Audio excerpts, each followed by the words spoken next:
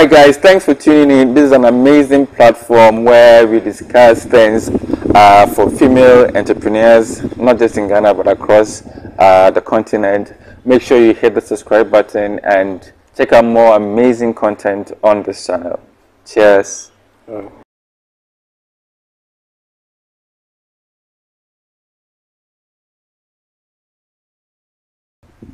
Hello everybody, welcome to Just for Women Africa. My name is Olaleka Amosa, the founder of Just for Women Africa.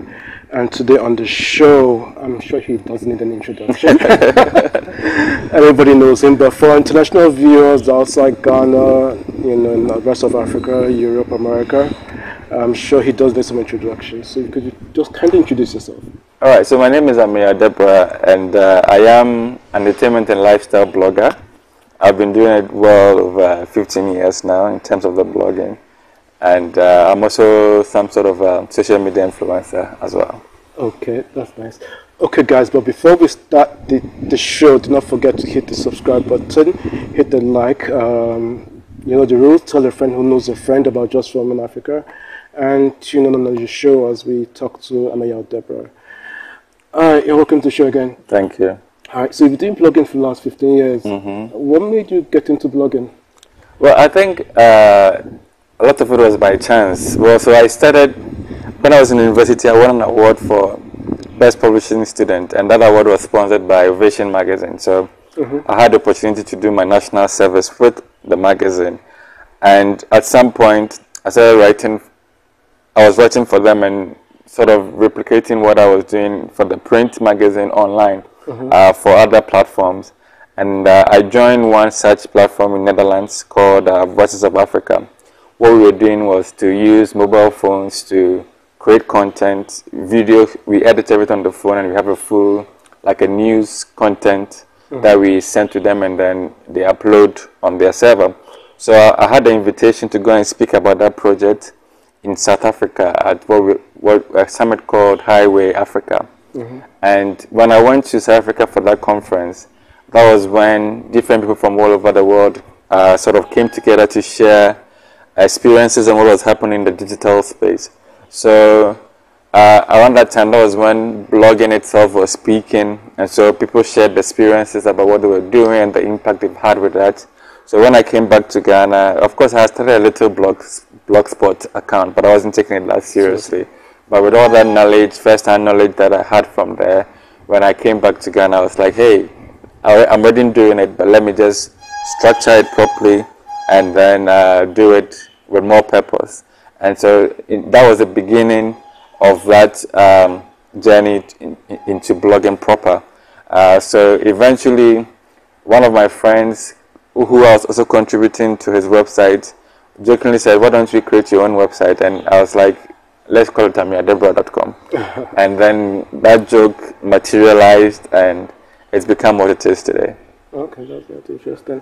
So for the last 15 years, I mean, this is a women's program, so we're not going to like dive too much into you as a male. Sure. I mean, so you've been blogging for the last over 15 years. I'm sure you had your challenges and all going on.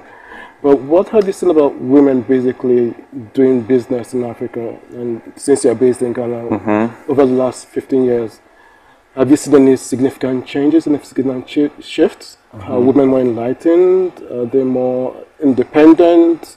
What can you really say? Well, I think there's a current survey or report that says Ghana is one of the special cases where women are thriving as entrepreneurs, as business people, and I think they rank Ghana as #1 in terms of Africa. We have more women, and I think I also, just when I was also peaking, I saw a lot of young women emerge in their various industry, and again, perhaps because of that amplification from social media, internet, I got to see it and experience it. So for me, especially from the time that I started doing what I'm doing to date, I haven't seen a special struggle that women go through. But of course, when people are sharing experiences, they do mention them that being a woman is particularly difficult if you have to go to business, either you are running your own enterprise, or even when people are hiring you, the kind of expectations they have for you perhaps sometimes are different from what they have for women, for guys. So I've heard those stories, but in it all, for me, what I have seen is a lot of women also excel beyond whatever challenge that they may go through that may be unique to them, that we may not see. Because even people may see my success, but they also don't see the challenges I go through as an individual. So that's how I would want to answer that question. Okay. You started doing blogging 15 years ago.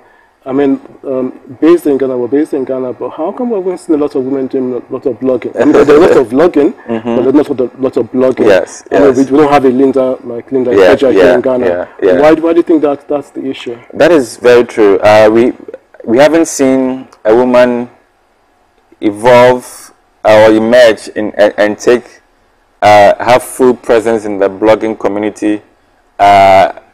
And I've realized perhaps it's also because most of the women like to do very niche-based sort of content. And so over the years, we had someone like Nana Sichiama, I think, do relationship blogging, and she was doing it quite well. Her website was, and it was about love and relationship, sexuality and all of that, and it was doing well.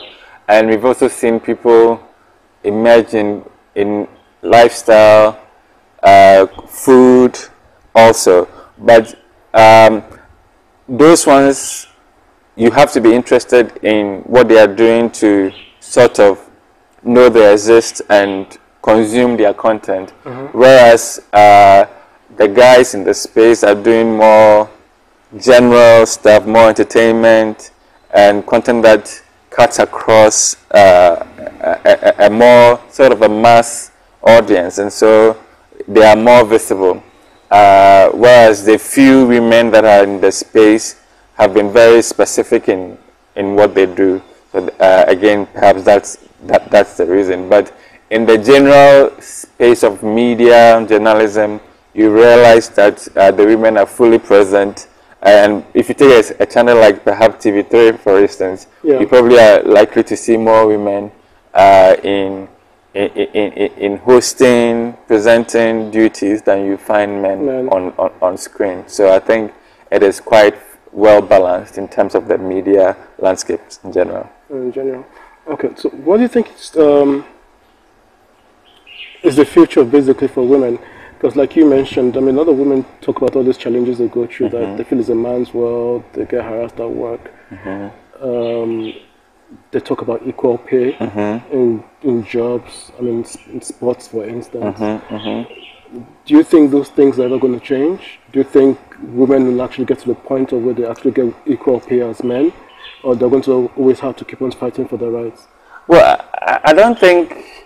I think it depends in every sector. For instance, if you're in the banking space and you have a position as a head of a branch, no, I don't think you're going to earn less because you're a woman compared to what your fellow man would earn. In terms of sports, when it comes to equal pay, I can understand it in that specific sector. Because, for instance, if you take the likes of football for a very long time has been dominated by men. The excitement, the followership has been for the men game. And now the women is also taking grounds. People are watching it, but you wouldn't say it's on the same level as the men.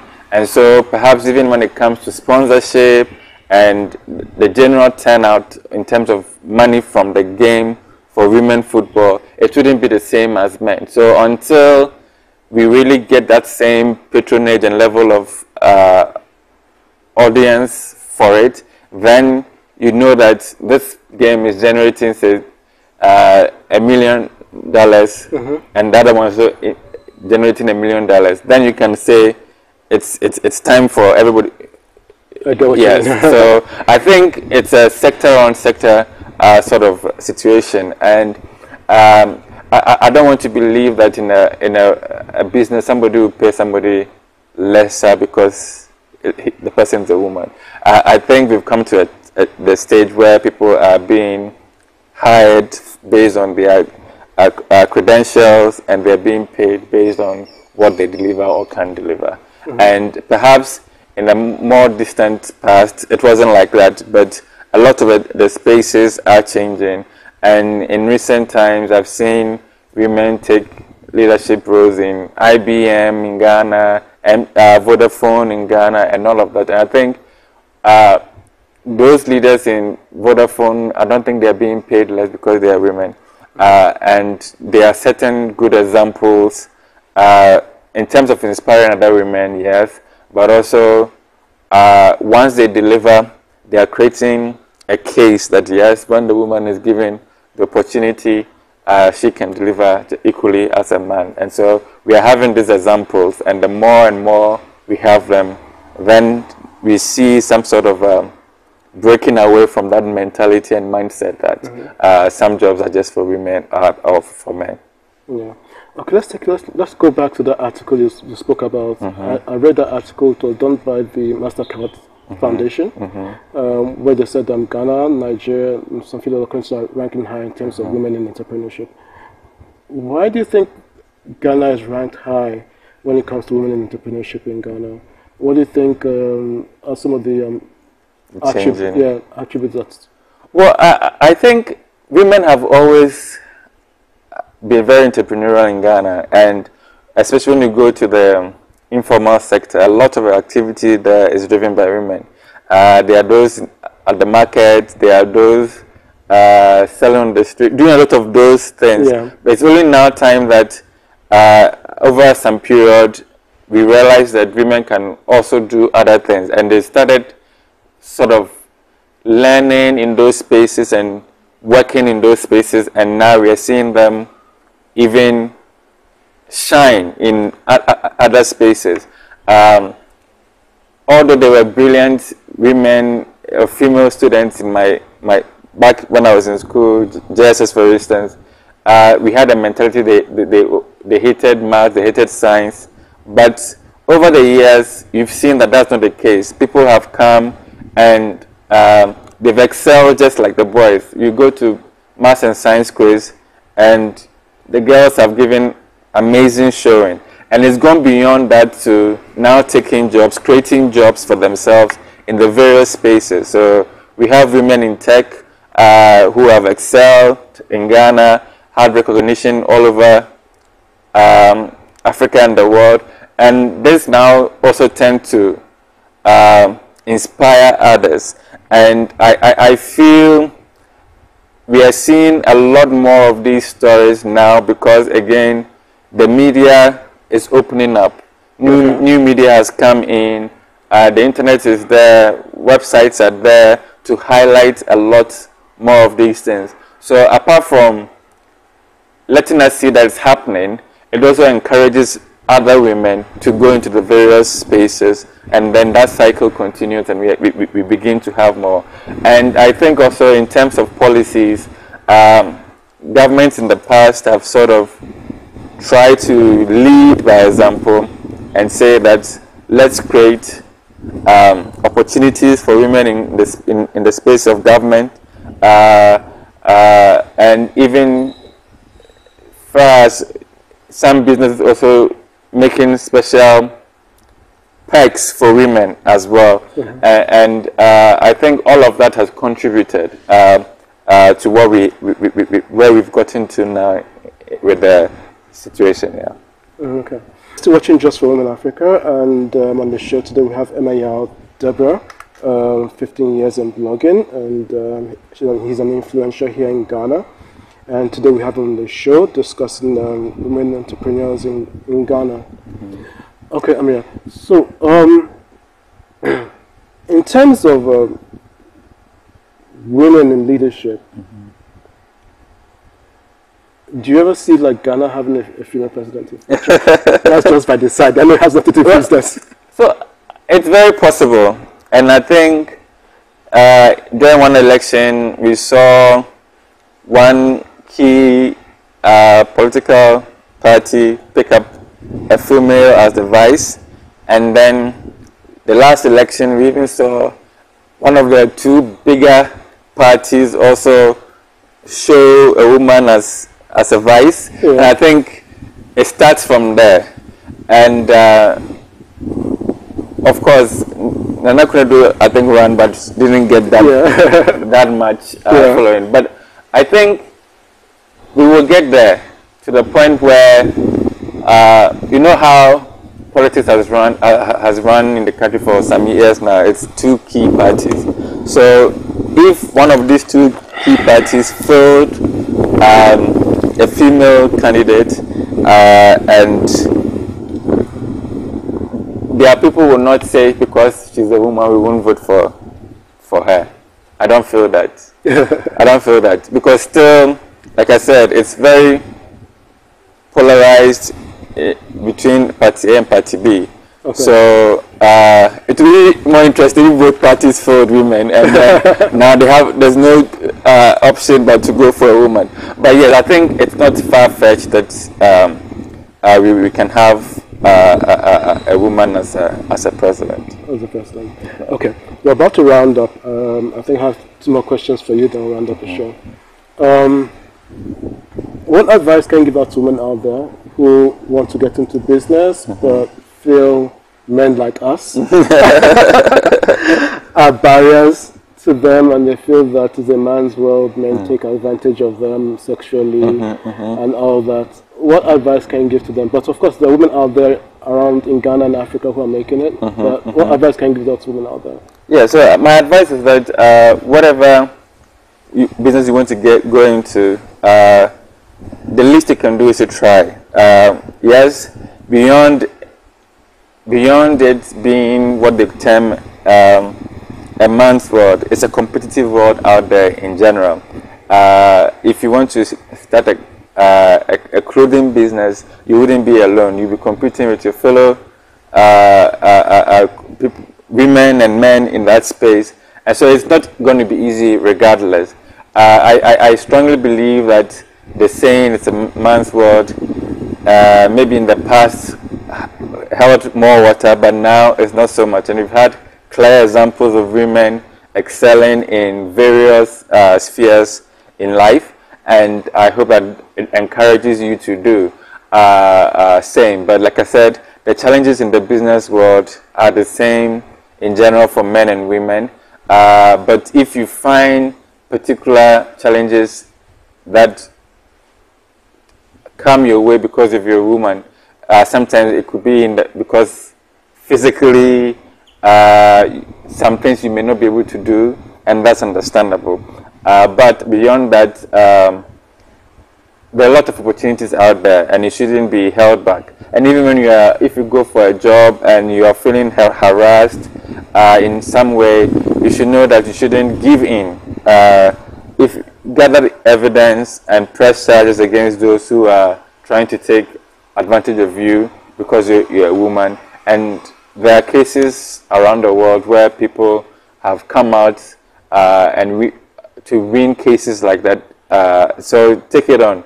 It's no longer cool to be to go through that and keep it to yourself.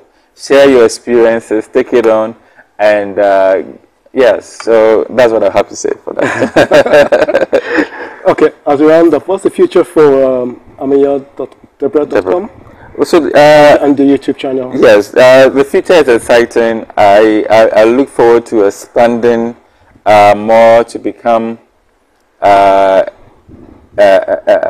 digital media company, where, of course, in the last 4 years, we've also started with our video productions, and so we have YouTube. But we also want to now more intentionally provide services around social media marketing for individuals, for brands, produce content for people who want to have creative work done for their projects, for their brands, etc. So that is what the future is looking like for us at Amiya Deborah Media. Okay, that's good. Okay, usually I'll end the show, but since you're here, and you're also YouTube, so I'll give you the privilege of ending the show, and tell us what you think about Just for Women Africa. All right, guys, thanks for tuning in. This is an amazing platform where we discuss things for female entrepreneurs, not just in Ghana, but across the continent. Make sure you hit the subscribe button and check out more amazing content on this channel. Cheers.